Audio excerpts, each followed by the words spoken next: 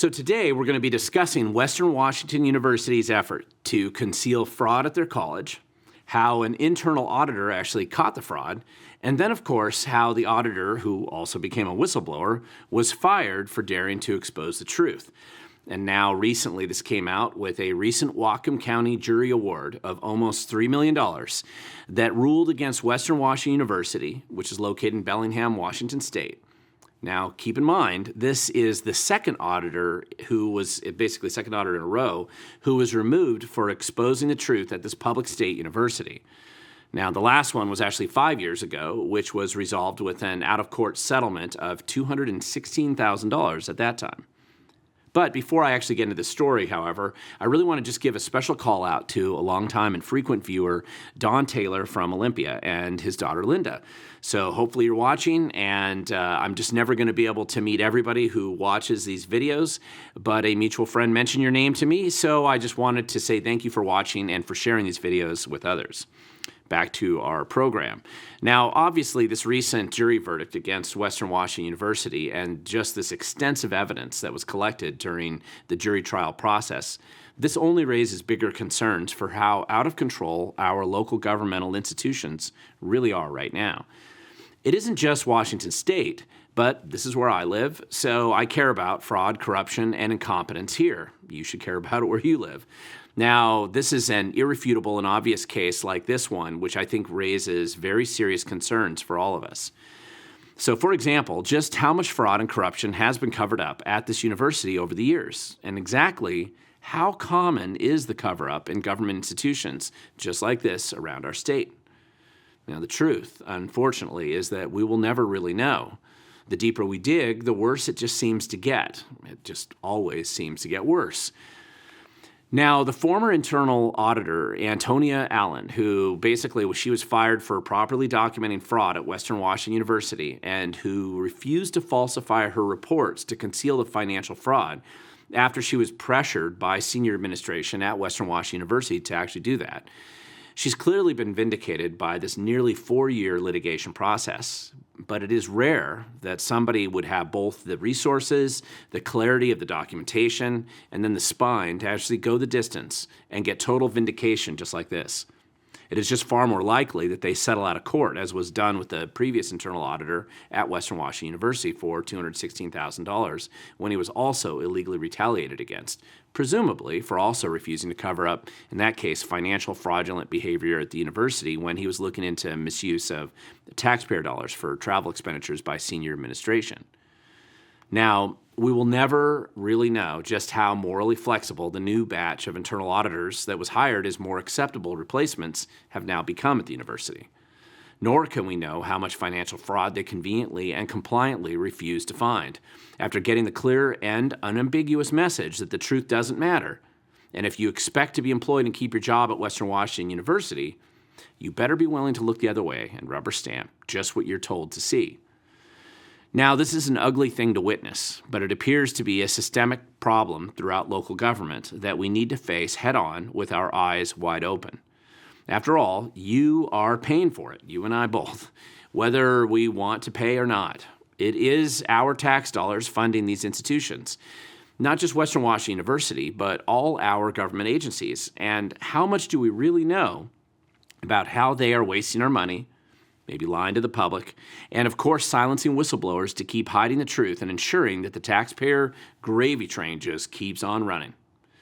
There's actually no practical way to know the true scope of the whole problem, but the rot likely runs deep, and when we get this rare glimpse behind the curtain and see just how ugly it truly is, we can be sure that we are only seeing just a fraction of the problem today.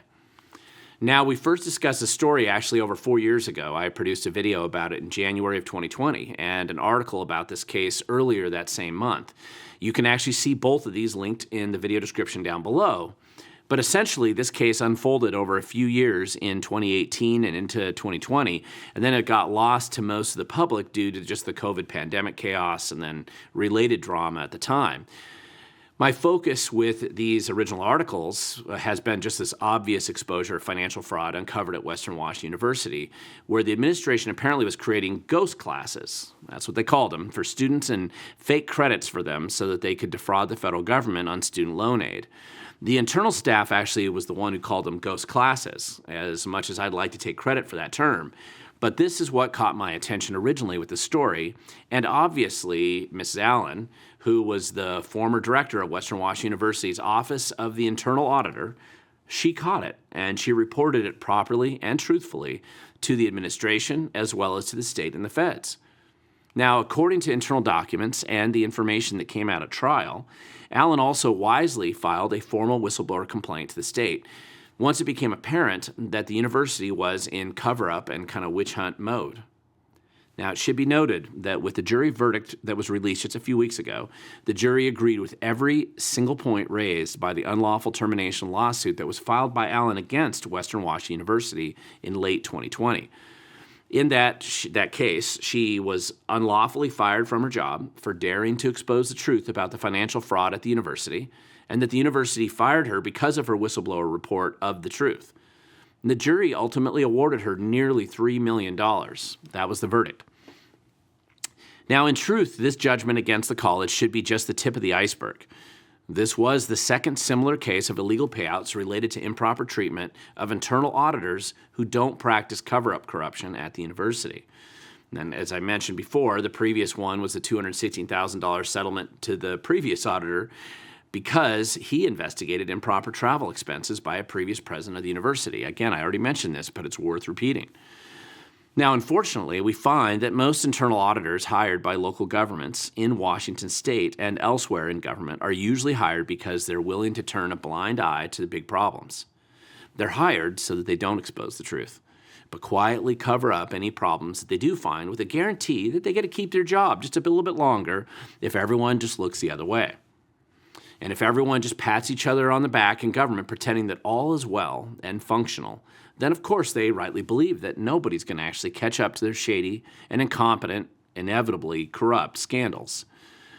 Now, I believe they get away with this more often than not, unfortunately, and the problem becomes deeper and more dramatic when you actually have a one-party state where the political class is completely willing to just cover up every form of corruption that happens, and then of course just pretend that there's nothing to see here. In Washington state, the total control by the Democratic Party of all state executive offices, a vice grip on the judiciary, control over both legislative houses, and most, not all, but most of local governments. Then you can actually get away with a heck of a lot of corruption, fraud, and incompetence, partly because it just becomes political.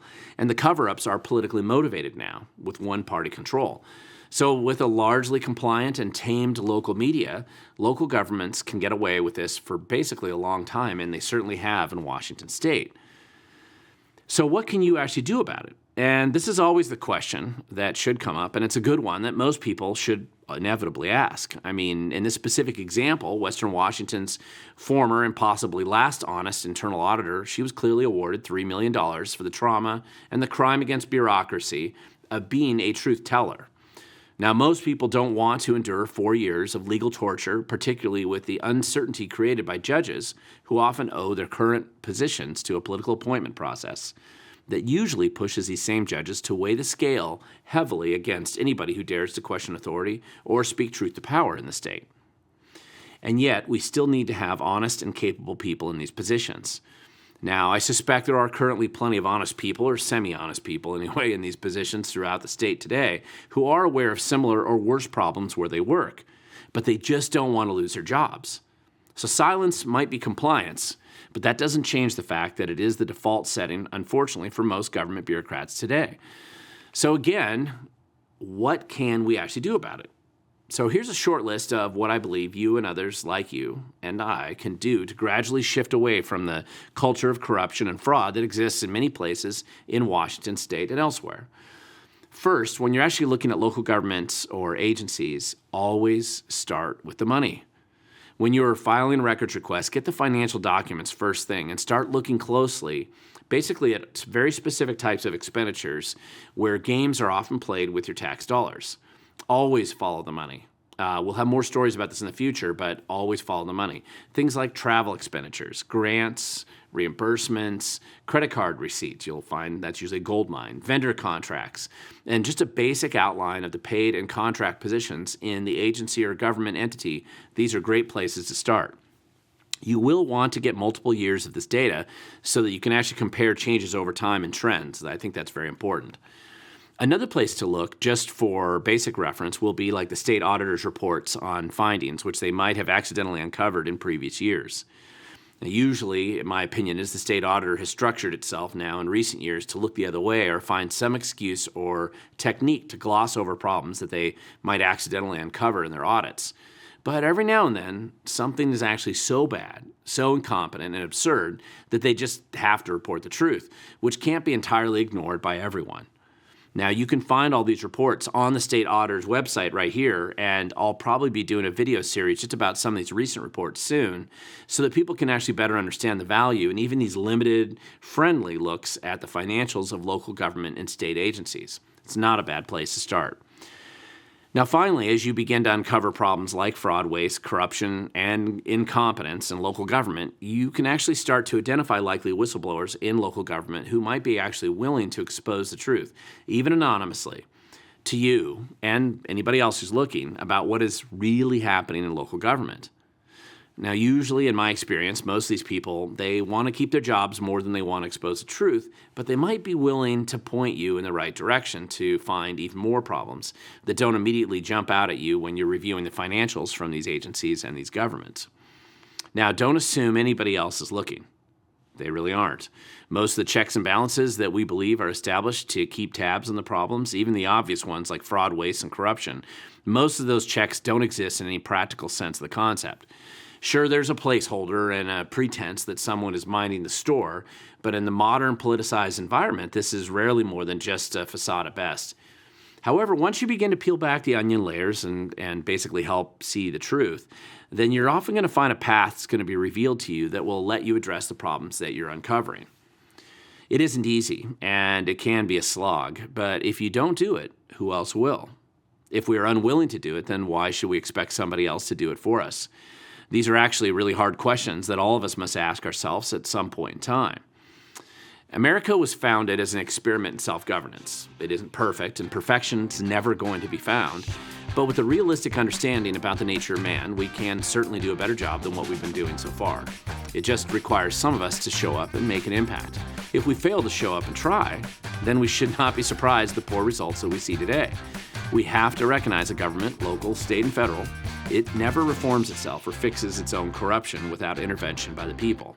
We can't always assume that we're going to have an honest auditor like Antonia Allen. So get engaged and involved locally at first, and then see if you can find maybe something. It's going to take time, and it will take energy, but get a team of local people, even just a couple, willing to help, and you will be amazed at what you can achieve. When you show up, you really can make an impact, because in the end, the future always belongs to those who show up.